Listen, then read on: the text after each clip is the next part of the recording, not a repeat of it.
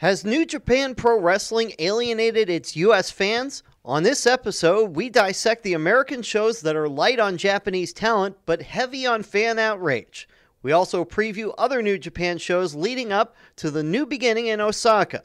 The Royal Rumble is set for this weekend, and while it is one of the most popular pay-per-views of the year, it seems many of the matchups for WrestleMania are foregone conclusions. So could there be any surprises? We will talk about the show and get the betting odds from Rafael Esparza from MyBookie.ag. Also, there's good and bad news for Ring of Honor, but fans will flip out for the good.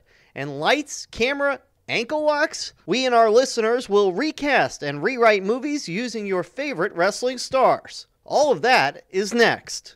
WrestlingInc.com brings you Two-Faced Wrestling Talk, the podcast that goes beyond WWE and goes in depth on ROH, NJPW, Impact, and more.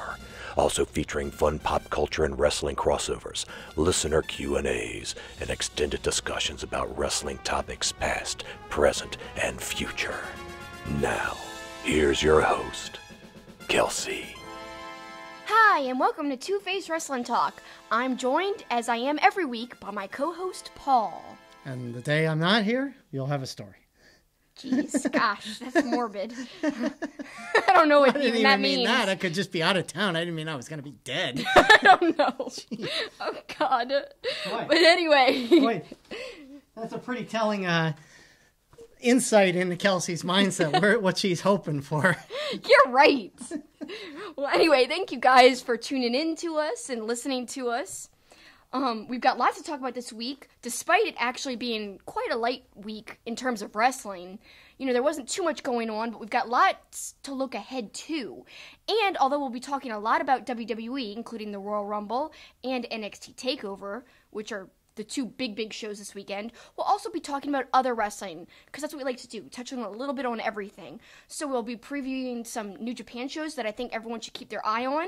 We'll be talking about some good news, but also bad news for Ring of Honor.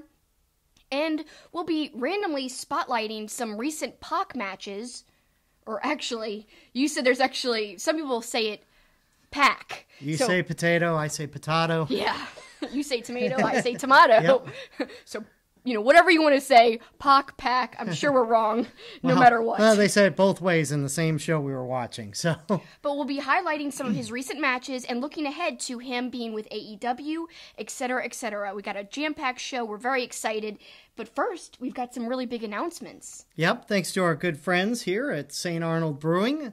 You know, they've been our sponsor for almost a year. And we're proud to announce, in fact, we just got off the phone with Lenny, the marketing director at St. Arnold, and we're proud to announce that we're going to do a special live podcast from the beer garden at St. Arnold Brewing in Houston, Texas, on Sunday, February 17th, approximately 3 o'clock. Why that day? Well, the Elimination Chamber is at Toyota Center in Houston, and so we're going to do a whole live podcast to get you ready for that great historic pay-per-view, because the women's tag titles will be on the line there in the Elimination Chamber.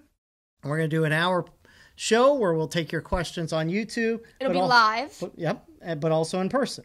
Yep, so please come and join us at the beer garden there. It'll be so much fun. You could have some awesome beer, one. Yes. And two, more importantly, you can talk wrestling with us. Or you could just listen to us talk about wrestling if you don't want to participate. But again, we'll be taking questions live there on site. And don't forget, we'll also be taking questions on whatever medium we go live on. We're thinking it's WINC's YouTube channel, but it could be their Facebook and Twitter. Keep up to date with Wrestling Inc. for more updates. And, you know, with our Twitter, for more updates as well. You can find us on Twitter at TwoFacedPod, TWOFACEDPOD, and you can find me on Twitter at SuperKickingIt, SuperKickingIt, and follow me there for the latest polls that I put out, which we'll read a lot of the answers on this show. Speaking of polls, well, let's just say I was right. If our good friend Rafael Esparza would put prop bets on this, on whether Kelsey would have remembered to put out her poll on Super Kicking It about which shirt to wear, when I said she would forget it, I would have won. Yep.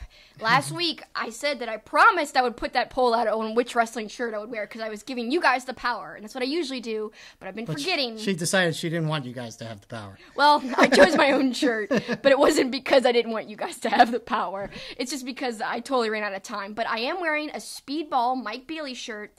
If you don't know who he is, that's okay. He's not as well known as somebody like Ospreay or Ricochet, but he is a great high flyer, and we'll talk a lot about him later in the show. And maybe I'll give you a little introduction to him if you're unfamiliar. Really excited to talk about him later on. I mentioned Rafael Esparza. Don't forget to check out mybookie.ag. Good friend to the show. Use the promo code KICKIT and get yourself all set for the Super Bowl. All sorts of fun prop bets. As you can imagine, Rafael's already started to crank some of those out. We'll talk a little bit about that when he joins us in just a bit. Speaking of the Super Bowl and football in general, man, there was a lot of controversy this week.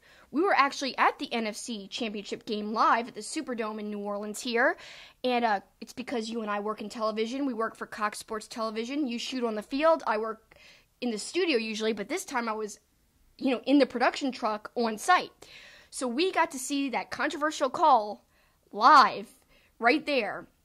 Lots of people think that the Saints should be going to the Super Bowl. Instead, it's the Rams. But the funny part is, and how it connects to wrestling is, there's tons of GIFs going around about that whole call using like Saints and Rams, but with wrestling GIFs, like wrestling video underneath it. Yeah, like old WWE and WWF matches. There's one, I think, where Kurt Angle. He's basically doing the angle slam to two people, and they put a Saints helmet on one of them and a Rams helmet on the other. So he basically drags the Rams helmet wrestler over the Saints helmet one so that the Rams unfairly win. So kind of paints the story of what happened over the weekend. But I love how they kind of mix wrestling in with sports. Somehow there's some crossover, even though a lot of people look down on it, but somehow it's kind of in popular culture and has crossed over into sports culture too. Yep, even in the Superdome on Sunday, I know they played Stone Colds. I know they played Nakamura's. I think they played John Cena or maybe Triple H, somebody. But yeah, it's a common occurrence to hear wrestling theme songs. I've heard Becky Lynch's at stadiums before. Like I said, John Cena I've heard. It's not just football. You can't watch a hockey game without hearing a wrestling theme song in there. It's kind of cool. Like I said, people think in the sports world that wrestling is something to laugh about, but obviously it's kind of sunk in that it's a thing that all sports people kind of at least recognize. Unfortunately, no New Japan theme songs in there just yet. Yeah, like my boy Suzuki. I want to hear that. Yeah. Over a big speaker at like a Bruins game. Man, that'd be cool. Well, that's what we call a transition. I brought up New Japan because that's where we're going to start. It's time to give our opinions on the latest wrestling shows, news, and developments. It's time for headlines.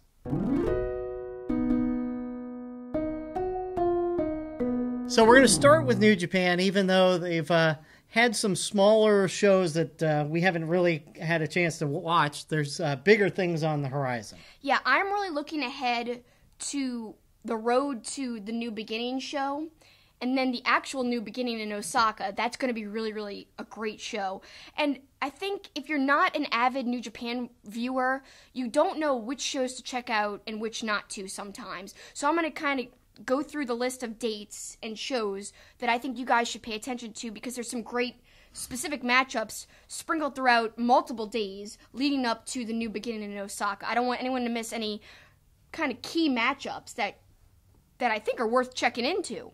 So starting with January 29th, we've got Kushida taking on Tanahashi in a singles match. And of course, this is Kushida's final match in New Japan Pro Wrestling. Everyone's saying he's going to WWE. And so this, I think, is going to be an important match to tune in for. Kushida was basically a cornerstone of the junior division for the longest time. And they're giving him great respect on his way out by allowing him a singles match with basically the ace of the whole company. He is called the ace. He's nicknamed that, but he is literally the most popular wrestler there. So this is a big singles match for Kushida, and our dream he's wanted. Yeah, it's awesome because he's going to get a chance to go out against one of the legends in modern New Japan wrestling. And so certainly going to be worth seeing and seeing the reception for Kushida. I'll be interested to see what goes on post-match almost as much as the match itself. Yeah, I wonder if he's going to tear up or if the other wrestlers will come out and salute him. Who knows? Yeah, it's going to be interesting, so be sure to tune in on January 29th for that. Then a little bit later, about a few days later, February 2nd, we've got Sonata versus Suzuki, which, of course, I'm excited for. That's going to be a great singles match. Kind of like, not that they're making right by what they did to him during Wrestle Kingdom, because as we all know, Suzuki did not get a singles match. He wasn't even on the main card. No, he was in the pre-show, and he called it one of the greatest embarrassments of his career. And it's fine if he would have been in a tag match, because him and Zack Sabre Jr. are an amazing tag team together. But that he wasn't even on the main card, I think, was kind of a big blow after the year he's had in New Japan. In 2018, it was a great year. So this is kind of awesome to see him going against one of the younger but bigger stars for New Japan, who I think is only going to continue to rise higher in the company, Sonata. And I think they're going to pair off really, really well. And if you hadn't been paying attention to New Year's Dash, they kind of teased that matchup then, and that's what we're seeing develop now. Well, and also on that show, Evil versus Zack Sabre Jr. This is something they kind of were building to. And then the Jericho intervention kind of came in there, so that storyline kind of got put on hold. It will be interesting to see that get picked back up. Then we've got a good tag match that same night, Okada and Tanahashi versus Bad Luck Fale and Jay White. So that's going to be leading up to, obviously, the eventual singles matches between Tanahashi and Jay White. I think Okada is also facing Fale in a later show as well. Then we've got an LIJ tag match versus Suzuki Gun faction tag match for the junior tag titles on the 3rd.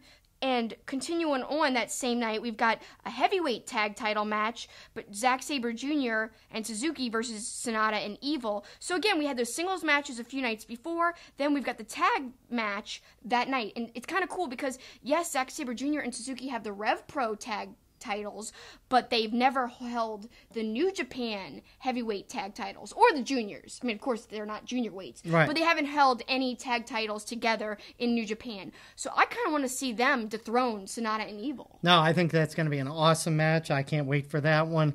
And then obviously they set it up back at New Year's Dash, Tai Chi versus Naito in the Intercontinental title match. And we actually, or at least I did, gave Tai Chi actually some props on that show, that he showed a new aggressiveness, which he's going to kind of need against Naito. I think you're going to see more of that aggressiveness in this singles match, and I think they're going to be pushing Tai Chi as a more serious contender going forward from here on out. I mean, it started slightly when he moved up into the heavyweight division, but it's just going to continue going on and on and on. And I think this match against Naito, although he already had a match against Naito, that was his first heavyweight match, but I think this one will be even more serious, even more brutal. You kind of saw it in New Year's Dash, like you alluded to. We're going to see a different side of Tai Chi. I hate giving him props, but I guess I have to. If you just slight props. Yes, just slight props. Not too much. I don't want to give him too much praise. It's unlike me. Frickin' Tai Chi. That's more like me. But if you want to know more about the history between Naito and Tai Chi and more of the backstory leading into their singles match coming up on the 3rd, check out New Japan's English YouTube channel for the series that they've been putting out recently called The Wire. And what that has been so good at doing is kind of recapping different feuds and even recapping whole arcs of many storylines going into a big show. So they even had one they released about a few weeks ago previewing the New Beginning in general, many matches leading into the New Beginning, which we're still seeing this build up now. Those are the 3 shows I think you should look at before the actual bigger show on the 11th of February, which is the New Beginning in Osaka. We're going to have that big match, like I said, the main event, the IWGP Heavyweight Championship match between Tanahashi and Jay White. That should be incredible. Just Jay White's kind of raw way of talking about Tanahashi, saying, like, you're an old man, you can't even get through the ropes, which he really couldn't. And that's kind of cool. I can't wait to see them bring that aggression into the ring, especially Jay White. He's so good as a heel, like I've been saying for a few weeks now. We also have some other matches lower on the card that should be just as exciting. We've got the IWGP Junior Heavyweight title match. That's Ishimori's first title defense, and he's defending against Taguchi, who a lot of people make fun of. But when Taguchi is serious and wrestling without all his little gimmicks and funny little kind of things he does. It's funny little gimmicks. That's all. Yeah, basically, he has a whole bunch of different funny gimmicks. But when he's being serious, he's actually an amazing wrestler. So I know a lot of people are going to scoff at this, but keep your eye on this match. It's going to surprise you, and it's going to be great. I have a feeling. I know Taguchi will take it seriously, and he'll deliver. And Ishimori, of course, is going to have to deliver in his first title defense. He's going to be like a cornerstone of the division for a little while since Kushida's leaving, and they need some people like him to step up. Then, of course, like I kind of teased earlier, we're going to have an Okada versus Bad Luck Fale singles match. Yes, there's nothing on the line, but they've faced before when Okada was champion, and it was great. You would think on paper, oh, that's going to be a boring match, but no. They really did well last time, and I have a feeling they're going to do just as well this time, even though there's no championship on the line, but still, it'll be great. I have a feeling there might be some outside interference somewhere involved. There in definitely that. could be, with Jay White and everything, and yeah. Yep. Lots of stuff to look forward to. I can't wait. Like I said, my eyes on that Kushida match. That might be the one I'm looking forward to most. Yep, and we'll be talking about all of that in the weeks to come, of course. But yes, we talked about a lot of positives, and everyone who knows me knows I love New Japan Pro Wrestling, but I think we would really be remiss if we didn't discuss the big buzz happening right now on social media, and fans of New Japan Pro Wrestling who live in the U.S., they're a little disgruntled at what's been announced as the cards for the upcoming Road to New Beginning shows in the U.S. The cards are basically like full of ROH guys, and everyone's really upset about it because it was pitched as something different. Everyone assumed it'd be kind of like G1 Supercard or maybe the G1 show in Dallas, and that it would be a bigger deal. How do you feel about this? Well, I mean, if you look at the card on its own and weren't sold the New Japan aspect, you'd be like, all right, these are great shows, you know. But if you're somebody who bought tickets to see New Japan, you're expecting to see Okada, Suzuki, Ishii, Evil. You're expecting to see some of those guys. I'm not saying all those guys, but there's literally none of those guys. So I get why people are mad. If I had bought tickets and wasn't going to see some combination of some of the people I can only see on TV wrestling in another country for one of the few shows that is going to be in the United States, I would expect more. So I get why people are mad. Yeah, I mean, there's two sides of the coin on this. People who love New Japan kind of saying, well, these were kind of promoted as smaller shows, but I know some really well-known names, like specifically Voices of Wrestling on Twitter. They're well-respected. They're big fans of New Japan, but they've come out and said, this was pitched as something else, and I don't think they ever intended to basically provide mid-top talent or top-tier talent of the card. They were never going to come here for these shows, although they were sold as these were going to be exciting shows. That's why they sold out the buildings. So they're even saying it doesn't look good on New Japan Pro Wrestling. It doesn't really look good on them. They're trying to expand on this market, and that leaves a bad impression in my opinion. And I love New Japan. I think it's okay to be critical because all I want in the end is for them to succeed. Now they've come out and said officially, now this is the official statement they've made. They said that essentially the reason behind this with no Japanese talent on these U.S. shows is because the government shut down. They're essentially blaming that and saying there was a problem with visas, etc., etc. Honestly, and I might take some heat for this, and I'd be glad to admit I'm wrong later, I really can't see that being 100% the reason. I honestly don't think they would have waited so late to apply for visas. I remember seeing these Japan shows booked around the U.S. shows very close together, and the Japan shows had a lot of the talent that I think could have been featured on the U.S. shows. Like Suzuki. Yes, he has a singles match at Road to New Beginning, one of those shows in Japan. He could have easily had that same match in one of the U.S. shows, on one of those cards.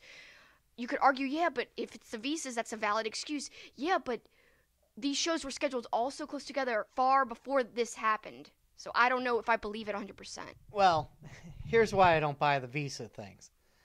You're telling me that they couldn't have worked out anybody's visas to perform in the United States in that time frame?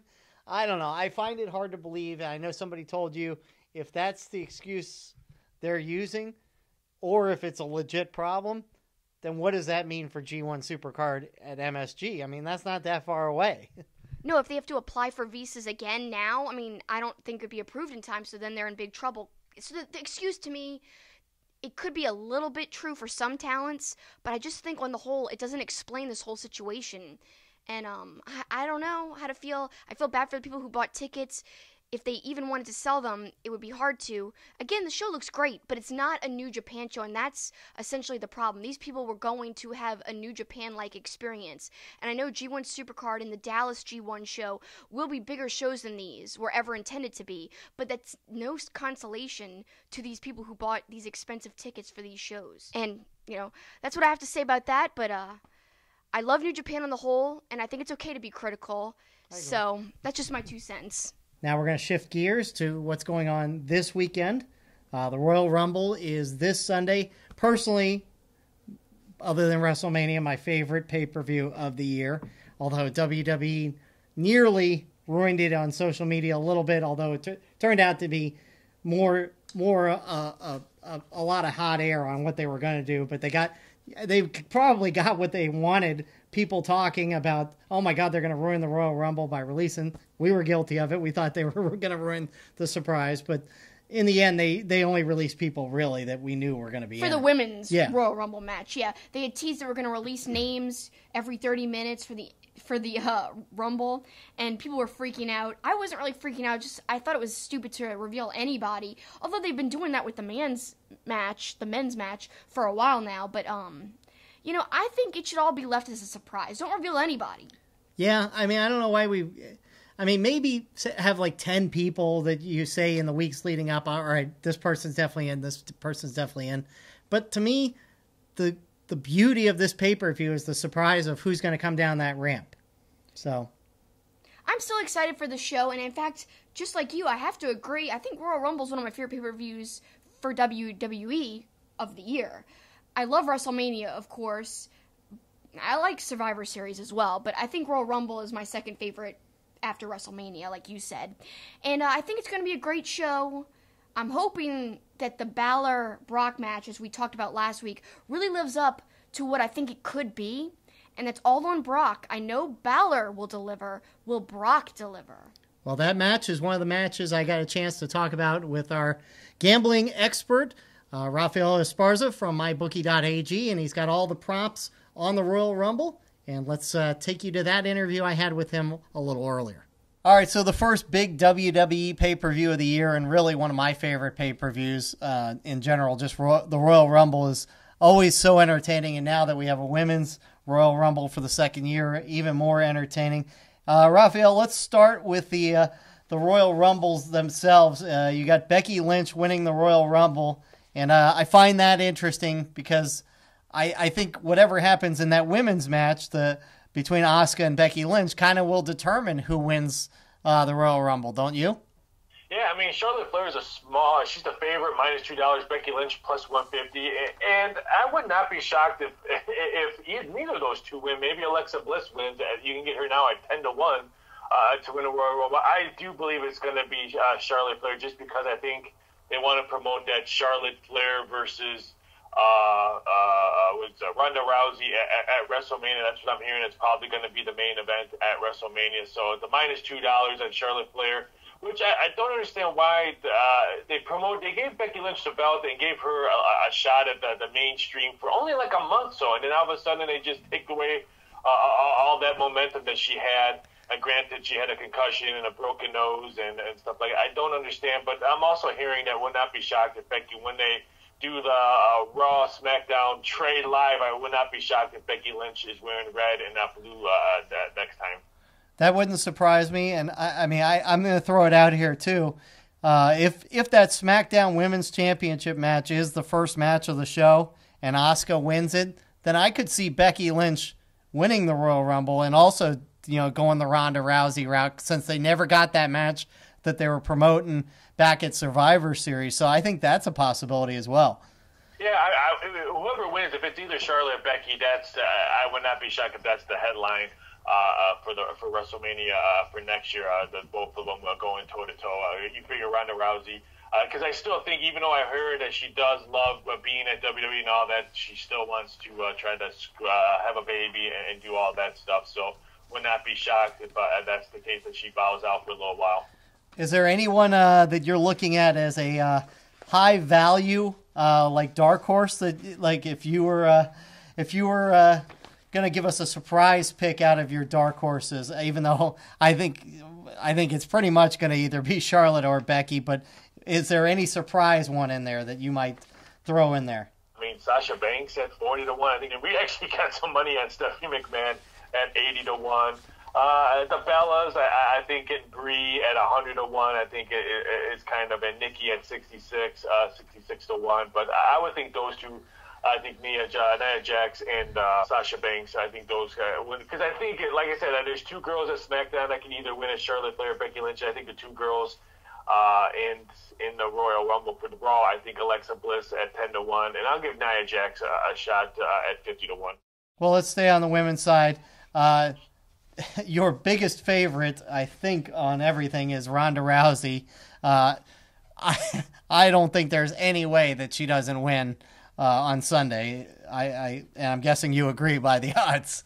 Yeah, I thought about not putting that up, but just, we wanted to bank on the name itself of Ronda Rousey. But yeah, this match she should be fighting Nia Jax. I mean, I don't understand why it's Sasha Banks. I understand that they're trying to maybe give Sasha Banks a little bit more push, or maybe get her name out in front. So if they do have Sasha Banks and Bailey as the tag team champs down the road, maybe they can give some plug on that. But yeah, I don't understand why this is even a match, because there's just no way Sasha Banks is going to beat Ronda Rousey at Royal Rumble. Well, let's shift gears to the men and the men's SmackDown Championship match. You've got Daniel Bryan as a pretty heavy favorite over AJ Styles. So I guess you would be surprised if AJ Styles gets the belt back then. No, I don't think, because here's another one. I would not be shocked if he's wearing red at the next go around. I just think now that the McMahons and all that are really in control of both house shows, I think we're going to see a huge shakeup when that happens. So yeah, I think Daniel Bryan minus $4 has to be the easy choice right here, because again, I think AJ Styles, I would like to see him be battling off some of the wrestlers over at Raw. It'd be great to see him go against Finn Balor. It'd be great to see him go against the roster that's over there on Raw. So I would not be, even Dolph Ziggler would be good. Bobby Lashley, I think that'd be a good match. I would not be shocked if he's wearing red. So I'm going to say Daniel Bryan easily wins that one. All right, let's go to the Raw Men's Championship match, and you've got Brock Lesnar as a pretty solid favorite, but Finn Balor is not a super huge underdog that, you think there's at least an outside chance there. Yeah, I do, just because, it all depends on how Finn Balor comes out. If he comes out all painted, then I would not be shocked if he's going to win it, and then they have totally different ways of angles to promote who he's going to face and stuff like that. It's no shock that I think they're really going to push Seth Rollins to be the heavyweight champ now that Roman Reigns is probably going to be out a little bit longer than maybe they projected, so they have to go a different route. So I think maybe that's why, maybe that's not why Lesnar's only minus 360. But again, if Finn Balor comes out all painted up in this one, and you have a 3-1 ticket on Finn Balor, you might be looking pretty, because that's the only way I think Finn Balor wins is how he comes out. But I see Brock Lesnar winning this match. Yeah, well, if you were putting a prop bet on whether Finn Balor's coming out as the Demon, I would lay the mortgage on that, because I'm pretty sure he's going to come out painted up for sure. Let's go to the men's Royal Rumble. Look, we're hearing rumblings that they're looking at Lesnar versus Seth Rollins at WrestleMania, and you've got Seth Rollins as the best favorite to win the Royal Rumble. So I guess you're kind of leaning in that direction as well. Yeah, I am leaning towards that direction, because I would not be shocked if Roman Reigns does come back and is able to go and all that. I think he wins his belt back against his really close friend Braun Strowman. I think that's why they're not giving Braun Strowman the love. I do believe he is not 100% with his elbow injury. I think that's why they pulled him out. But yeah, right now it looks like they really want Seth Rollins versus Brock Lesnar at WrestleMania. That's why he's the even money to win it. I understand the push with Drew McIntyre, but I just don't think right now Drew McIntyre, Brock Lesnar at WrestleMania would do nothing today in the box office and all that. So you got to give it to Seth Rollins and Brock Lesnar at WrestleMania. I'm shocked that the public's not really betting this. The public I mean, we're getting Kevin Owens money like there's no tomorrow. We're getting Kenny Omega money coming in like there's no tomorrow. Bobby Lashley getting a lot of love. So it's going to be very, very interesting. Usually the Royal Rumble has a couple of surprises, but I'm hearing that we're not going to see that many big surprises like we've seen in the past. Again, with the McMahons being in control, I think they're really listening to the crowd and really listening to the fans. They don't want to see some old fart that's 6 years old that's just going to come out and make a big pop, and that's it, and then he gets thrown over the ropes quickly. I think they want to see every wrestler in that ring has a shot to win it. Well, you did mention Kenny Omega. I was looking at some of the interesting names that you do have odds on. Kenny Omega, The Rock. You mentioned Kevin Owens getting a lot of money.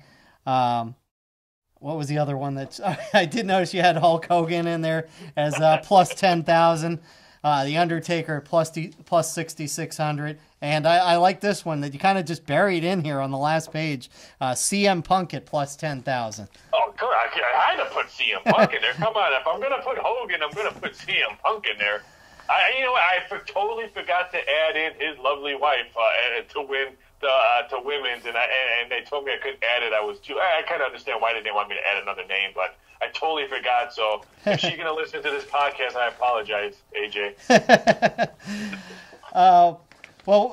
Before we wrap things up, why don't you tell people what you've got going on at MyBookie? Obviously, all sorts of Super Bowl props already in the works. I mean, you see my emails that I send you. So, yeah, the Super Bowl props are pumping out left and right. I mean, and I know people it's Royal Rumble and stuff like that, but it's a lot of big stuff if you're not just a football fan. We got a Royal Rumble this week. We have UFC, Bellator is this weekend with Fedor fighting for the belt. A couple weeks, you have the Oscars doing odds for the Razzie Awards. So it's just not just Super Bowl stuff that we're concentrating here. It's also primetime movie selection for Oscars and Razzies and SAG Awards. So if we're putting up odds on wrestling, we're going to put odds on pretty much everything else. So just jump over to mybookie.ag, click on anything you want on that left-hand section. We got some crazy stuff. We even got the U.S. politic props. Where's Trump going to do his inauguration? He's going to do his State of the Union. You can bet 25-1 and he's going to do at the border wall.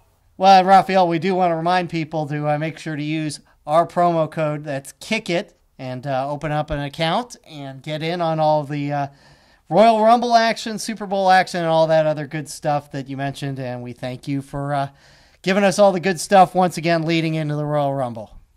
Not a problem. Have a fantastic week and enjoy the Royal Rumble. We will. Thank you.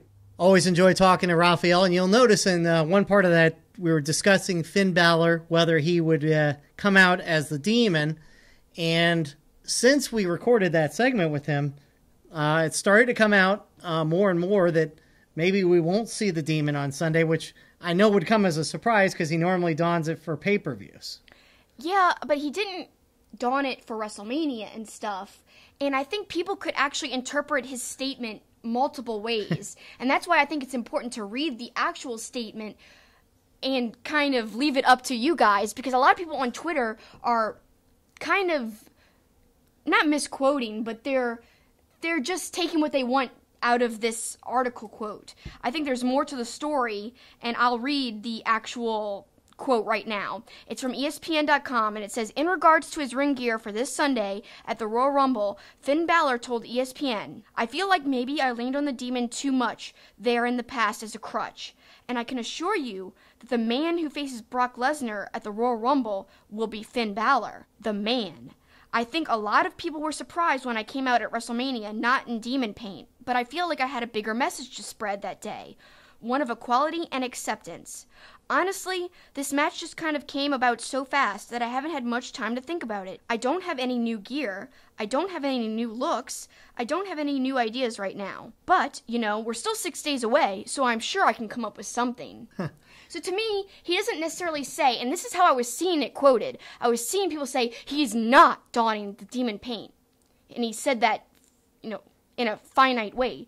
No, this article makes it seem like he didn't say that. He just said he'll be facing the man, which I guess does insinuate that he won't be in demon paint. But to me, he leaves it up at the end where he says, oh, it's still 6 days away, though, so, I'm sure I'll come up with something. Yeah, you talked about it last week. You don't like cool guy Finn Balor popping the jacket. Let's hope it's not that. I'm hoping even if it's not the Demon, I'm hoping he comes out with something special.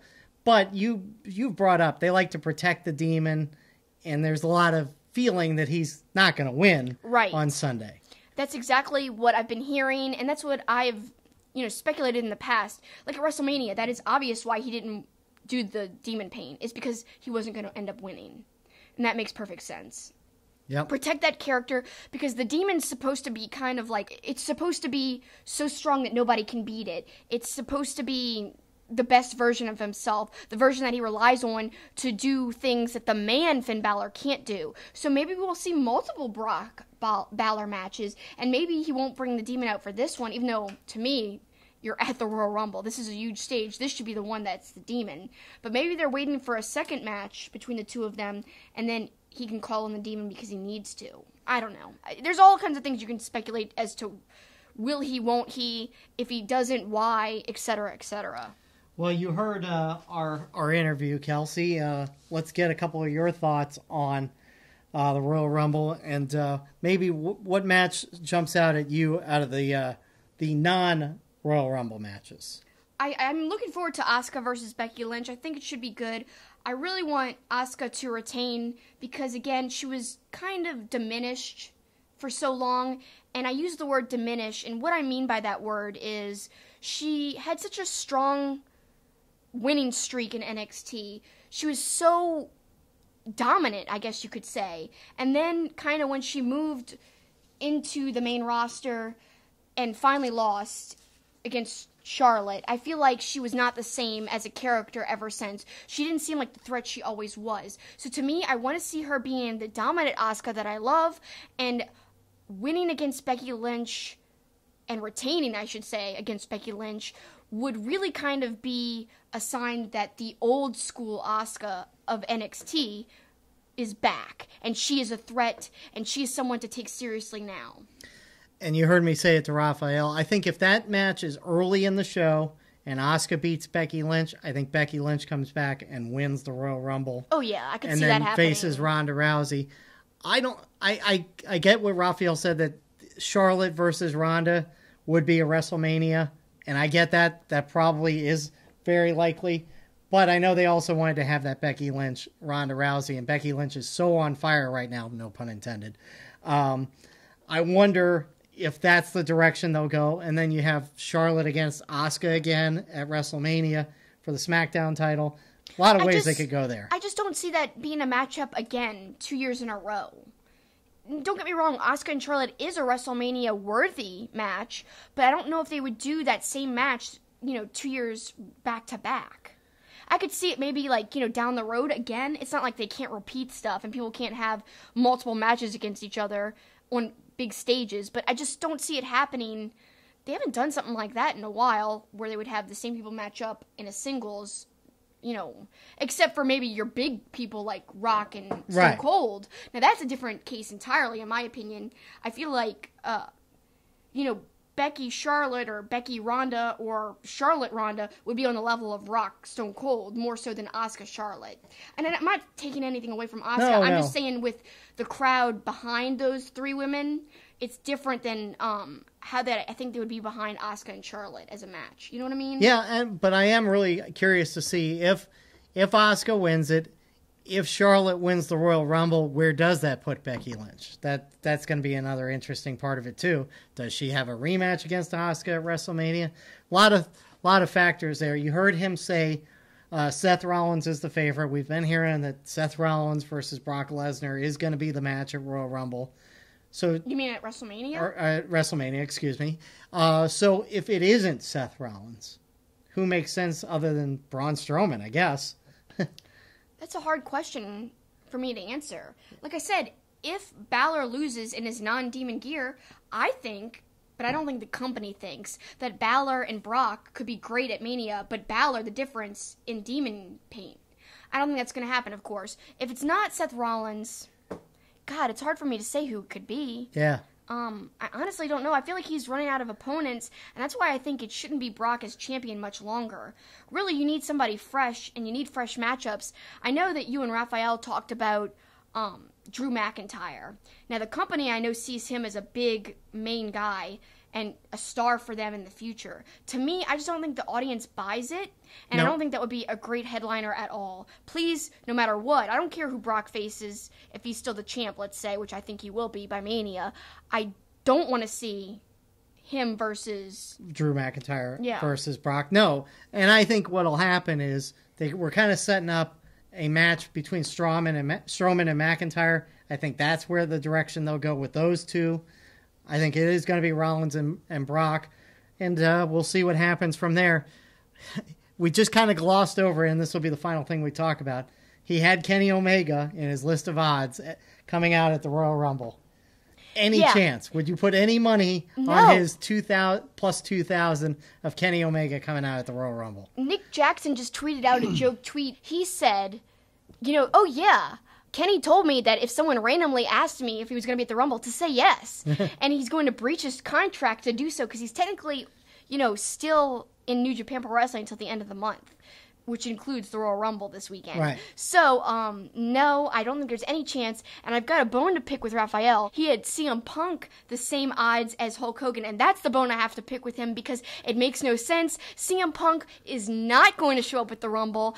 It's way more likely that Hulk Hogan would show up because Hulk Hogan literally just made up with the WWE. It's not like completely out of the realm of possibility, whereas in my opinion, CM Punk is out of the realm of possibility. So, Raphael, I think you're completely wrong. They shouldn't be at the same odds. CM Punk should be astronomically out of reach. Like, that should be a ridiculous bet. All right. No way. All right. Then I'll put it to you this way. CM Punk or Kenny Omega? I think we're in agreement neither is going to happen. Yeah. But if one was going to happen, Kenny Omega. Yeah. CM Punk seems to dislike wrestling. He seems to... Now, I'm not saying it's not possible that he might work with AEW. He's friends with those guys. Because to me, if anybody is to get him back into wrestling, I think it's the Bucks, especially. Because, who doesn't love the Bucks as in terms of wrestlers? They seem to have friends everywhere, and everyone calls them their best friends. They're like, the Bucks are my best friend. Multiple people have said this, like Gallows and Anderson, AJ Styles has said it, Kevin Owens has said it multiple times. So many different people have said it. That's why I think if anybody could do it, it could be the Bucks. But WWE getting him to come back, I don't think so. There was all that drama. You get the lawsuit that just wrapped up, like, less than a year ago. And I mean, you saw Punk afterwards. He was like crying and stuff. He was devastated. It took a lot out of him. There's no way, in my opinion, he'd show up in a WWE ring in the next 5 to 10 years. Well, let's shift gears. We'll get to TakeOver in a moment. But speaking of WrestleMania and guys who have left WWE and moved on, a guy we saw at WrestleMania 33 in Orlando on the pre-show against Austin Aries. And it should not have been on the pre-show. Well, yeah. I mean, half the people in that stadium missed it. Right. Because everyone was still filing in. It was really busy getting into there. So, to me, that was such an egregious thing. And it could be one of the reasons that, Neville, now PAC, again, he decided to think about leaving, I don't know. But I know he wasn't even featured on the DVD. And that affected how much money he got. And I just think it's kind of telling that they didn't value him more. They just put him, on the pre-show. And he is a world-class talent. Well, speaking of him, we caught up on a couple of his matches in Rev Pro. One was from November. One was from a couple weeks ago. One was against Speedball Mike Bailey. The other was against Zack Sabre Jr. Just talk about what we saw there. Both were really good matches. Yeah, I mean, I think the Zack Sabre Jr. match was the best match out of the two, but I'm not taking anything away from that Mike Bailey match because it was awesome. And if you guys don't know, we will get back to PAC in a second, but if you don't know who Speedball Mike Bailey is, you should check him out immediately. And the closest comparison I can draw is think of somebody like Ospreay, think of somebody like Ricochet. You got your high flyers like that. Speedball Mike Bailey is kind of like in the same vein as them. He's even in the same vein as Neville. Now he's PAC again, of course. But he is different in that he kind of brings a martial arts spin and flair to it. He wears a black belt. He comes down to the ring and like spin kicks people's hands when they reach out their hands to give him a high five. He kicks their hands. He's so awesome, and he does a lot of strikes with his legs, which I love, and they're really powerful seeming, and that really kind of makes him more than just a high flyer. So think about like Ospreay, but with a striker mixed. But in the same breath, some of his high-flying stuff is great. And the match against PAC, PAC goes sliding onto the ropes. Speedball Mike Bailey jumps over him to avoid him, jumps onto the top rope, and moonsaults down to the floor. It was such a seamless move. Oh, it was awesome. so good. Oh. But PAC was also very impressive in that as well. Again, that was really kind of his, he's been working the independent circuits. Kind of, you said he was working in Japan a little bit since Dragon Gate, Yep. yes. So- And I think, PAC hasn't lost anything since leaving WWE. He's only gained momentum, and he's only going to continue to gain momentum as he joins in with the AEW roster. And I think that he'll have a great singles match against Adam Page that's going to wind up being awesome. I think they're going to have really great chemistry together, and I'm glad that he kept his heel character, when he left WWE. Because at first, as we all know, when he was first with WWE and NXT, and then later on the main roster, he was a babyface, and he was good. I mean, I love his match if you go back into NXT against Sami Zayn. And he was, kind of a tortured babyface back then. He didn't want to fight his friend. But I think him as a heel is even better than babyface Neville. Well, take you back to those NXT days with him. I was doing an interview with Mark Henry at WrestleMania Access during WrestleMania 30. And in the middle of the interview, and this is before anybody knew who Neville was, he stops me and he's like, I want you to watch this. And off in the distance, remember they were having NXT matches at the convention center. And Neville hits the red arrow. And he's like, that guy's going to be a star. And he was to an extent with WWE, but not as much as he should have been. And I wonder if AEW is going to be that platform to really make him a superstar. I think so, because when he moved from NXT, where he was a top singles guy, when he moved from there to the main roster, he was kind of more of a mid-card or even lower. And when he was relegated to 205 Live, I don't think he liked that. I mean, some people are content, and we've talked about this for weeks, some people are content with their place on the card, even if it's not at the top. Some people just like making decent money, and they like doing what they love and being able to afford a decent living, but still doing what they like. Other people aren't satisfied, and they know they can do more, they know they can accomplish more, and that they're better than that. I think Pac's one of those people, and I think he knows, with a platform like AEW, with people like Chris Jericho and the Bucks, arguably, the most over wrestlers on the indies, I think he's going to have that platform he's been yearning for again, and he's going to be bigger than he ever was before he went to WWE. And I'll be curious to see if we get a definitive pronunciation, kind of like, months ago when Tommaso Ciampa took the title, and he's like, it's Ciampa. I'm the champ, not Ciampa. Even in this show, this Rev Pro show, we heard both announcers. The ring announcer called him PAC. The play-by-play analyst guy called him PAC. So one thing is correct unless he's fine with both. But one thing I did love was the announcer he alluded to his time in WWE, and his exact quote was, since his time away, he's turned into a bit of a bastard. I like that, yeah. And let's focus a little bit now on the PAC versus Zack Sabre Jr. match, which was my favorite of the two we just watched. I'm so happy we checked out this match because it was so well done. There was this great sequence. It was basically both of them on the mat. Mm-hmm. You really have to see it to believe it, because my words are not going to do it justice at all. No, you could describe it as well as you could, and it's still not going to be... The visual of it, especially for mat-based escapes, was amazing. It really was. So, basically PAC had Zack Sabre Jr. down, pinned, and Zack Sabre Jr. bridged up so that his shoulders wouldn't be down. And Neville kept stomping on him with his knees to lower, the bridge, to lower his body so that his shoulders were touching the mat. And then, all of a sudden, Zack Sabre Jr. couldn't be leveled to the ground. He was just staying in the bridging position. And then... after that, they went into a great counter little sequence, and it was awesome. Just very fluid, very smooth. It reminded me of how smooth the Jay Lethal and Dalton Castle match was recently, but even better. Because you got two really great wrestlers, and different styles, actually, but just the smoothness and the chemistry was there right away. Well, I loved it. And credit to Zack Sabre, who we've, as we've mentioned several times, kind of done a 180 on.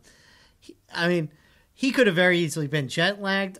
This match took place just 2 days after he won the title at Wrestle Kingdom in Japan. It was his first defense of the title since winning it back. So flies from Japan to London, where the show was, and puts on a great show. And it was a great match. Let me say this, not PAC related, but I looked at this match, and I look at so many of his matches, and I think to myself, how did I flippin' ever not like Zack Sabre Jr.? Right. How is there a point in time where I was like, he's all right? What was I thinking? And knowing that he's partners with Suzuki, it's like, oh my God, they're so perfect together. Yeah. But like you said when I told you that earlier, you kind of told me, well, he has upped his character work a lot this past year and a half, 2 years, especially since pairing with Suzuki, like you mentioned. I feel like he's more heelish than ever. Like if you look back to when he guest appeared in the CWC, the Cruiserweight Classic back in NXT, now that was just an appearance. Obviously, he didn't sign with NXT, which I'm so happy about, because I just don't think you would see the Zack Sabre Jr. that you're seeing now if he had stayed. Even if he had become heel, I feel like Suzuki adds so much to him and has really kind of rubbed off on him in terms of being a great heelish character. He kind of showed him the way, showed him the path of heelishness, and I love it. But even looking back at the CWC, like I said, he was just kind of like a British guy. And his wrestling was just as great as it is now, but the character wasn't there. Now, with his heel stuff, I gotta love it. Well, again, I'll circle back to what the announcer said. He was talking about PAC, but he could have very easily been describing Zack Sabre Jr. He's turned into a little bit of a bastard. He has, and I love it. Well, switching gears, a guy that's not a bastard, and we couldn't be happier about the news about Flip Gordon at Ring of Honor. Yeah. Flip just tweeted out, and Ring of Honor has confirmed this by also tweeting it out, that he will be back in time for G1 Supercard in New York. I'm so excited. God, that's great news for Ring of Honor as a promotion, because as we have been talking about the last few weeks, Flip was somebody they were building on and, really counting on to kind of be a singles star for them. And when he got injured the other night, I was really scared, like, oh man, there goes a lot of planning and somebody that the company was counting on. But not to flip the coin too quickly. Right. But we've also got bad news for injuries for Ring of Honor. Chris Sabin tweeted out that it's going to be 8 to 12 months before he can return. He's got an ACL tear. That is such bad news, because I really thought he was poised to have a singles push as well. Maybe not a championship push at the top, not the Ring of Honor World title, but maybe like, a mid-card title, like the television title, per se. He could have easily gotten that this year, especially after breaking away from the tag team with Motor City Machine Guns. I really thought he was poised to have a great year, and now this happens. Bad news for Ring of Honor, but at least the Flip thing is good. Speedy recovery wishes, though, to Chris Sabin. And speaking of Ring of Honor, we're going to start watching a little more of the TV tapings. We started to watch one this week, but it was still the shows in Philadelphia, so we'll kind of get caught up a little bit when we start seeing those shows that were recorded in Atlanta. Center Stage, yeah. But I did want to touch on some news that has been coming out about this new faction, Lifeblood. Yeah. I think this is a good move for Ring of Honor to kind of have some factions, whether it's the Kingdom, whatever. Villain Enterprises. I think that's a good way to build up some rivalries while you transition some new roster people in. But this is what the faction Lifeblood is going to look like. It's Juice Robinson's the leader with his buddy David Finlay. Finn Juice, as we saw. Finn Juice. Oh, no, not the song again, please. No. Tennille Dashwood, Bandito, Mark Haskins, and Hot Sauce Tracy Williams. So I like the idea of a faction there. And, that gets Bandito maybe a little more play. Certainly gets Tracy Williams a little more play. I think it's a good move. I think it's a good move in a way. In another way, I feel like the pairings are very odd. It is kind of random. It is. And what makes me think it's odd is, like, Haskins, to me, could easily be a singles guy, a very successful singles guy, on his own. Like, he probably doesn't need any help from a faction. And I mean, you look at somebody like Marty, who's currently leader of a faction. I know that just because you're in one doesn't mean that you're wrestling multi-man matches all the time. So I'm not saying that. I'm just saying, like, I don't think he needed to stand with anybody. I would have liked to have seen him develop, like, a standalone persona, not, counting on a faction to help him get over. But having said that, some of the other people in the faction I do think will benefit from it. I'm hearing some things on Twitter. A lot of people might not like this. I've heard, this is just their answer to being the Elite leaving. The Elite was their kind of big faction, and this is like a poor man's The Elite, kind of. nobody's going to be the Elite. So Of course not. If that's To their me, plan, that's a bad plan. But no I think comparison, I really. think having factions, again, in this transitional phase is a good idea. I think it's a good idea because it probably leads to a lot of different matchups and different ways people can, But I wonder, because Tennille Dashwood's going to be in this faction, does Villain Enterprises add a female wrestler to theirs? Does the Kingdom, so that everyone has one? I don't know. I don't think so. It depends on the wrestler. It's got to be a fit, I guess, but it could be interesting. I don't think they're trying to mirror each faction after each No, other. Like no. that would be too, symmetrical if you know what I mean. I just think that'd be too similar if every faction had one woman and the rest men. It just doesn't make sense. But I get your point that you're trying to make. But overall, I think it could be a good thing. It might keep things fresh. I just do think it's a little random, as you said. But let's see. I'm not saying it's the Elite, and I don't think Ring of Honor is saying it's the Elite. I don't think they're trying to replace the Elite, because you can't, and I think they know that. I think this is just something that they want to try out. I think it's a good way to pair these guys together, especially somebody like Hot Sauce. Like, what else is he going to do? Right. This will help him get over. It'll help him be a better singles guy in the future, and help him get familiarized to the ROH crowd. Like, hopefully there'll be a love affair between him and the crowd, and they'll start to really get behind him because of this. Hopefully. I'm really looking forward to seeing this new, as we talked about it before, this new version of Ring of Honor with so many new stars going to kind of carve out their way in Ring of Honor. Let's quickly wrap up the first segment, circle back to WWE. Of course, because it's a big pay-per-view, there's an NXT takeover as well. 5 matches. The Bro is getting Cassius Ohno again. That'll probably be the earliest match, but some really good matches. What jumps out at you on TakeOver? Well, of course, my bro, you've already alluded to him, Matt Riddle. I gotta say, he's probably my favorite guy in NXT right now. Not because of anything he's done in NXT, just because I love him, period, no matter where he is, no matter what he does. I just think he's such a natural in the ring to have transitioned from MMA to wrestling so smoothly. I have great respect for him, and I just love him so much. He might be one of my favorites ever. Well, you love Bianca Belair, and she's finally getting her first TakeOver appearance going against Shayna Baszler. Well deserved. I heard some people call her overhyped. I don't see how you could see her and her insane athleticism and think she's overhyped. She is incredible. She's powerful. She's strong. She might be the strongest woman in NXT, maybe in WWE. I don't know. I like her a lot, and I like this matchup a lot. 2 totally different types of women athletes going against each other. I think it's going to make for an interesting match. Gargano versus Ricochet, Ciampa versus Black, Undisputed Era versus War Raiders. We say it all the time, these NXT pay-per-views are the perfect length. They're really always good, solid shows, and I expect nothing different this weekend. Although I really love Royal Rumble, it is one of my favorite WWE pay-per-views, as we talked about earlier. To me, the show of the weekend that I'm looking forward to the most is NXT TakeOver. Absolutely. And it kind of always is, and it's kind of always for the main show pay-per-view. It's hard for that pay-per-view to follow NXT usually. And I think that's going to be the same case this weekend. So I'm looking forward to NXT TakeOver. I am too, and I'm also looking forward to our next segment. It's a pop and wrestling connection as we bring that back, soon to be a standalone again. But in the meantime, we're going to the movies when we come back on Two-Face Wrestling Talk. St. Arnold Brewing Company, located in Houston, is Texas' oldest craft brewery. Their goal is to brew world-class beers and deliver them to their customers as fresh as possible, making them the best beers in Texas and Louisiana.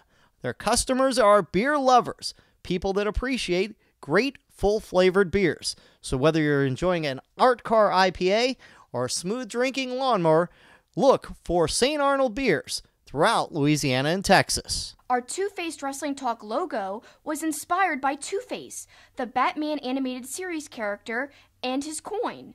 The logo was designed by the talented and creative artist Eric Hudson. Eric creates wrestling-themed pieces as well as other pop culture art. He is also currently working on a Roddy Piper comic book. You can follow him on Facebook, Twitter, and Instagram at Dreaded Dinosaur. You can also support his work by becoming a patron at patreon.com/dreadeddinosaur. Please check out his work. Welcome back to Two-Faced Wrestling Talk, and now it's time for one of my favorite segments ever, the Pop and Wrestling Connection.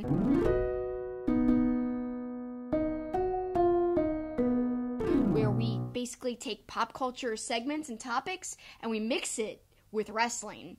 And this week, originally we were going to do Tommy Boy, recast with wrestlers. But instead of just doing Tommy Boy, I felt like expanding the topic to movies. Make any movie you want wrestling related. We will get back to the Tommy Boy one later, but I want some more variety of answers before we get to that. So maybe in the coming weeks, keep submitting your answers to the Tommy Boy wrestling crossover. But right now, we're going to do movies. And literally, I told people they could do anything they wanted. They could take a movie title and kind of spoof the title name and make it wrestling related. They could have taken a plot and kind of made it and changed it to be wrestling related. Or they could do what we always do and take a movie and just recast the characters with wrestlers and explain why. So we had tons of great answers, and I'm really excited because a lot of them were super creative. Let's get right into it. Go ahead, Paul. All right, first one is from Saitama TGS Gray. Toy Story, but all Andy's toys are WWE action figures. I thought that one was great, and it makes perfect sense, and I'm a sucker for Toy Story, so props to you, my friend. I like that answer. Then we've got our good friend Carl Skold. He says, and this is close to my heart here, Mighty Morphin Power Rangers, the movie. White Ranger would be Kenny Omega, the Red Ranger Cody Rhodes, the Blue Ranger Nick Jackson, the Black Ranger Matt Jackson, Pink Ranger Brandy Rhodes, and the Yellow Ranger Britt Baker. It's looking like a theme here, AEW type of Mighty Morphin Power Rangers. These 6 Rangers battle against the evil McMahons as the McMahons try to take over all the other wrestling promotions from around the world. So kind of similar to Ivan Ooze trying to take over the world. The McMahons are trying to take it over. But no, the AEW Power Rangers won't let it happen. Love it, Carl. Great, great, great answer. Yep, good stuff. Next one from Graham Bagshaw. Bumblebee, but he calls it Rumblebee. 30 Transformers with one entering the ring every 90 seconds. Last one left in the ring is the winner. So clever. I love it. And he had a second one.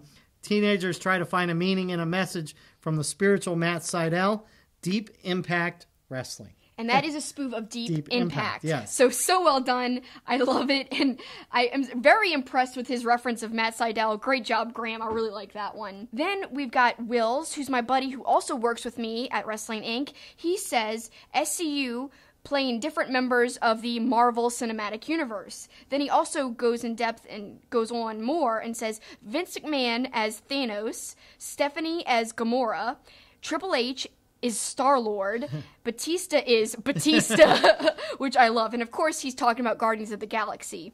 And then he rounds it all up and he says, and this is the funniest one, Kevin Dunn as Rocket the Raccoon. Not a wrestler, but wrestling related nonetheless. Yes. And it's hilarious, and I could totally see it. Next one from @Secor Dawn. A Scar is Born, like A Star is Born, of course, with Abdullah the Butcher. Love that. Yeah, she posted a GIF underneath A Scar is Born with Abdullah, basically blinking. Somebody else left a pretty terrible comment and said, congrats, now you've got hepatitis. That's horrible. That is pretty terrible. Yeah, it is terrible. I was like, oh my gosh, I don't know how to respond. Then we've got @CPBuff22, a Spider-Man movie based on his House of M comic, where he became a famous wrestler who transitioned into a Hollywood star. So, not the normal Spider-Man universe, but a separate universe where basically he was also a wrestler. And then he says, Spider-Man got into trouble, though, when his rival, Green Goblin, who is actually the wrestler Crusher Hogan, he goes after him outside of the ring. So he's actually describing the plot from the House of M comics. So I think he's just saying it already has wrestling in it, so how about make that into a movie? Next one, @GFan1954, 12 Angry Men, 12 superstars on jury duty arguing a murder case. Oh, and one of the men would be the man Becky Lynch. Then we've got @WrestleAce, and he gave in 2, and he made awesome Photoshop images to go with both of his, his choices, his answers. He said Disney's Balor and the Beast, of course, a spoof of Beauty and the Beast, and he says it writes itself. And then he also said, how about a Rusev-themed Independence Day movie, Rusev Day? And again, like I said, he made a Photoshop photo, which if you're watching us on YouTube, you'll see that now. Our friend Lisa @LC Heim says Ocean 11 reminds me a lot of Being the Elite. Is that because Being the Elite is just stealing money? Oh my gosh. I don't think so. I think it's because, they're all friends and comrades and they could pull off the heist of the century, you're saying, by taking people's money? Yeah, exactly. I think they do it in a more straightforward way than a That's true. heist. That's true. But yeah, I could see the whole, the way they relate to each other and their chemistry being very similar to Ocean's 11. I love that answer. And that's one of my favorite movies ever. I love that trilogy of movies. Then our good friend Josh at McGeeky Designs, check out his Twitter and his work, guys. He says, and this is clever, Back to the Future. Sting and Flair go back in time to stop the Shockmaster debacle, but it causes a rift in time that they have to repair. I love it, and of course he's talking about the Shockmaster just falling through the wall. Next one from @Dave Pozevsky, The Breakfast Club, but it's a WWE locker room. I like this premise already. The principal is played by Vince McMahon, of course. Molly Ringwald is played by Carmella. Andrew, Emilio Estevez, played by AJ Styles. Brian Anthony Michael Hall is played by Daniel Bryan. Allison, the weird girl character, is played by Nikki Cross. That may be the best part of No, this one's good too, the Bender one. And John Bender is played by Randy Orton. That's the perfect Bender. I would have never, ever put that together. But Orton is so, creepy and in between and strange. Yeah. It is the perfect Bender. He's a cool guy, but he's also weird and creepy. menacing. Yeah. Yes, it's Orton. Such a good job, Dave. Great job. Then we've got @GHamrick75. This one has me stumped. More of a who to cast than anything, but thinking of the House on Haunted Hill, the original with Vincent Price. But instead, with wrestling talent on the main WWE roster being given a title opportunity if they can spend the night in a haunted house. I like it. @HeyAndy63, Brock Lesnar's day off, like Ferris Bueller, but Brock just spends the entire movie dodging Vince McMahon. And then I think I would go even further than that. To me, I would spoof the name to Brock Lesnar's days off. Not just one day, multiple days off, which would follow Brock around for months as he dodged both Vince and wrestling altogether. Because, he doesn't do anything Exactly. for a long period of time. So then our next one comes from @JMells1323. He says he'd like to see Tombstone done as a wrestling movie. The trash talk between Doc Holliday and Johnny Ringo would be amazing. I like that. @Freebird316, 2001, A Space, Woo! Mountain Odyssey. I was going to scold you if you didn't, Of course. give it some gusto, but you did great. I was going to actually be 2001, A Space, Woo! Mountain Odyssey. If I didn't have the art car in me, maybe not. Yeah, that was good, Paul. I'm very, very surprised that you actually did it. I hit a whole new octave there. You did. @Tyrant0125. He spoofed the movie Bridge to Terabithia. He said bridging suplex to Terabithia. @FScopers, Purple Rainmaker instead of Prince's Purple Rain. And I love that so much. But you should have been like, Rainmaker! like they say on commentary. Dearly beloved. That was my Prince impersonation. Sorry. I don't know if that really kind of invokes Prince at all. But good try. @WR_Central says, here's a plot for you. Dr. Cube finally succeeded in getting Godzilla on his side, so the heroes must overcome in Kaiju Big Battle. Dragon Gate Z, the PAC saga, the Balor identity instead of the Bourne identity, Scott Steiner, 00, 66 and 2/3% chance. So instead of 007, right. he just did that whole. I love it. So many little spoofs in there in one. I love it. Very, very good job. @WrestleBear1 linked me to a video spoof of the Bruce Springsteen song "The Wrestler," which was used in the movie. The spoof shows Jason Voorhees instead of the wrestler character, and they changed the song lyrics to be about killing camp counselors at Camp Crystal Lake. So yeah, it was already a spoof of the movie The Wrestler with Jason, right. So I liked that because it was kind of already taking a movie character and mixing it with wrestling and vice versa, actually. @Big Paws on a Pup, the Sean Stasiak Redemption, spoof of the Shawshank Redemption. Very clever with the name there. I really loved all the submissions this week because I don't know, it just took creativity to another level, and I kind of like when we do a more broad topic. Sometimes we do very specific ones. Like a few months ago, we just did Power Rangers, and we've done just specific movies before where you just recast that one movie. This one opened it up, and that's why I think we had so many variety of creative answers. So thank you guys for submitting. It means a lot to us. But now it's time for our answers. I guess I'll start, and I'm going to go a little old school, which is ironic, and a pun, which I didn't even realize, but old school, you'll get it in a second.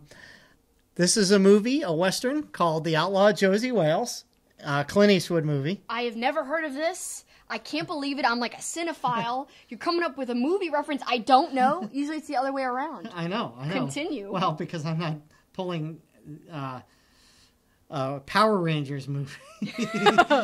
These are actual good movies. I've seen plenty of good movies. Anyway, go ahead. But this is The Outlaw Josie Wales, and it's a Clint Eastwood movie, and I'm casting The Undertaker as Clint Eastwood. And if you see how Josie Wales is dressed in this movie, he's avenging, of course, deaths of his family, and he goes rogue. But I can picture The Undertaker in this role, uttering like all of his lines. That's why the old school reference. Now, do you get it? Undertaker, yeah, old school? I get it. Okay. Knocking off various guys, all the people who were involved in killing his wife. You know, the first guy, and all the bad guys would be all the guys he's beaten in all the WrestleMania. So, wow. So it'll start out by Jimmy Superfly Snuka, who maybe is just an innocent person who gets in his way. But he mows down people. But along the way, just like in WrestleMania 15, he encounters the Law, the big boss man, who's trying to try and stop him. But there's no stopping The Undertaker. He is bound for revenge. Even his own brother can't stop him. Kane, a badass like Triple H, can't stop him. And eventually, he tries to avenge things, and he's stopped by Brock Lesnar. Brock Lesnar is the man that stops him, and evil wins. Oh my gosh. Yes. So it takes a true beast to defeat him. Yes. Clint Eastwood / The Undertaker. Yes. Oh my. But lots of, just like Undertaker can snarl those snarky little comments, just like Clint Eastwood, perfect fit. Rest in peace after he shoots people down. Exactly. His mixing Exactly. things. Exactly. Yeah, I like it. So now is my turn. Okay. So, I don't know. What kind of got me thinking this direction is you and I just had the really cool experience of seeing an orchestra play along with the movie Jaws. And it got me remembering, I've seen Jaws maybe like 100 times in my life. It's really one of my favorite movies. It's literally my dad's ultimate favorite movie of all time. It's definitely in my top 10. It's just so well made. Everything about it is amazing. And after seeing it with an orchestra, it just reminded me of how much I love that movie. One of the best monologues of all time with, you know, the character of Quint talking about the shark. One of the greatest scores of all time. The acting's awesome. Some of the greatest lines. I don't know, just everything about it is just perfect. A lot of cinematic artsy shots that I personally love. And just on location, on the water, shooting it, that's just impressive. And all the stories about the mechanical shark not working. Mm-hmm. And if you just know a lot of behind-the-scenes stories of the movie, it just blows your mind how they actually made it and how it still stands up to the test of time even today. And in fact, if you look at newer shark movies, they're all trash. How come a movie made in, like, the 70s is better than these ones made, like, sometimes 20, 30 years later? It's because it was all about suspense and knowing how to make people afraid without even showing anything. And the impact that movie had at that time. People literally wouldn't go in the water after seeing that movie. Not only that, I mean, Peter Benchley kind of feels bad. He's the guy who wrote the novel Jaws, which the movie's based on. He felt bad because people actually started to, like, kill sharks. And shark population went down a lot after that movie, funnily enough. So later he wrote books about, you know, the truth about sharks and how to, like, you know, avoid getting bit, but also to respect them. So I kind of think that's kind of cool how he turned all around because Jaws had such an impact on the shark population. But to get to my wrestling-related answer, I just kept thinking about this movie, and I thought this would be the perfect one to make wrestling-related. Now, bear with me here. So I even recast the shark. So the shark is PCO. Okay. So PCO is kind of like, he's scary, superhuman, really big. He's like a monster in himself. I don't know. I think he'd be like the perfect villain for the movie. He'd be the perfect shark. So then you've got the main cast of characters. Quint is the hardest one to cast because he's kind of like unlikable in a way. Crotchety, mean. but you also don't want anything to happen to him. I think the perfect guy who's kind of villainous, but everyone loves him, Marty Scurll. And although PCO and Marty Scurll are aligned now in a faction, I feel like the whole storyline of my wrestling Jaws, would be that Marty's trying to tame the shark instead of, kill him, instead of trying to kill the shark, aka PCO. He's trying to tame him and bring him over to his side. He's so confident in his abilities, he thinks he can rein PCO in. PCO is thinking differently. Nuh-uh. Then we've got our secondary cast of characters, Ospreay, who's going to be Hooper, aka Richard Dreyfuss's character. And I think because him and Marty would have such a great opposition, because, Marty Scurll and Ospreay, they sometimes don't get along. They've got a really good kind of back and forth, but sometimes they can laugh and get along. So it's the perfect dichotomy of interaction between the two of them. And Ospreay can, kind of be second-guessing Marty at every turn. And he also kind of seems very knowledgeable and smart. Like, he'd be a good person to have on your team against PCO. Like, Marty, you should try to do this to get PCO on our, our side. That type of stuff. And then we've got our final guy, who's Chief Brody. It's going to be Colt Cabana. And I thought of somebody, it's got to be somebody who is respected, but also kind of laughed at and is out of his element. So Colt Cabana would be out of his element with, this villain and this really great high flyer. He'd be like, where do I fit in? How am I going to help with this PCO situation? But he'll be the one who utters the line, you're gonna need a bigger ring. Because PCO is just too much man for them to handle. Right. Just like the shark was too much for all of them to handle. So does it end with PCO literally murdering Marty Scurll? Quint gets eaten by the shark? I guess. I guess that's how. And then Colt's like, smile, you son of a... He basically pins PCO and PCO retires. There you go. That's how it ends. I like it. It's good stuff. Yeah. And both of those came to us just mere hours before the show. Yeah. So good stuff all around. Well, that's about a wrap on things, but before we finish, it's time to close out the show and send them home. Yep.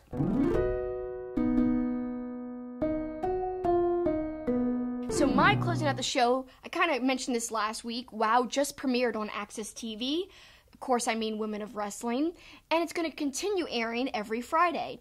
I was sent a teaser video of the second episode. Looks pretty good. I definitely can tell you that Tessa Blanchard will be on the second episode, so look out for that. It's going to be airing at 10 p.m. Eastern, 7 p.m. Pacific time, and I think everyone should check it out, give their support to it. Well, speaking of good shows, another good show to look forward to as we circle back to our Rev Pro discussion earlier. High Stakes coming up on February 15th. And PAC is going to go against Ospreay. I am really looking forward to this match. I can't wait to see it. I hope we can watch it live. I'm hoping that's going to work out for us because I am looking forward to seeing this. Ospreay, as we've mentioned on the show, one of our 3 favorite, both of us. And PAC, from what we saw from those 2 matches we watched against Speedball Mike Bailey and against ZSJ, looks like he is off and running on the independent circuit, and looking forward to AEW as well. Yep, I can't wait to see that match. Great pick, Paul, for the ending of the show. But now it's time to say goodbye. We want to thank you before we do sign off. And, your time means a lot to us. So thanks for supporting us. Please continue to do so. Keep a lookout on our Twitter, like we said before, at SuperKickingIt, also at TwoFacedPod, for more updates on all things wrestling, including our live show, which will be taking place the day of Elimination Chamber in Houston at St. Arnold's Beer Garden. And you can look out for that poll that Kelsey keeps promising about her t-shirt. Yeah. Will it happen next week? I say no. I don't know. It depends, because before Kushida retires in that match from New Japan Pro Wrestling and moves on to a different promotion, I'm going to wear a Kushida shirt. So that won't be up for a poll. So I don't know. Maybe next week will be or won't be. I'll have to time out the Kushida shirt just right. We'll see. We will see. Thank you guys so much for checking out our show. We so appreciate it. Have a good rest of the day or night, depending on when you're watching. And that's it for us. That's the finish.